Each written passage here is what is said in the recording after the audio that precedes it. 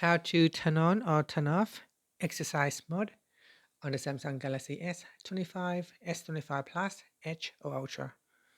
First, tap on the home button to return back to the home screen. Then on the home screen, swipe down at the top to open up quick settings. In here, tap on the settings icon. Next, we then scroll down and then tap on modes and routines. In here, scroll down and find exercise. Tap on it to start. And then tap on the turn on button and exercise will be turned on. To turn off exercise mode, you can just tap on the turn off button. Now there are also shortcuts that you can quickly use to turn on or turn off exercise mode. So to turn on, you can swipe down at the top.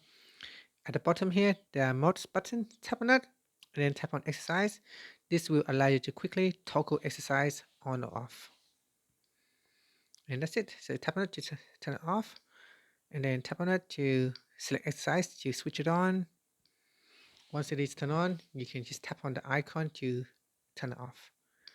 And that's it. Thank you for watching this video.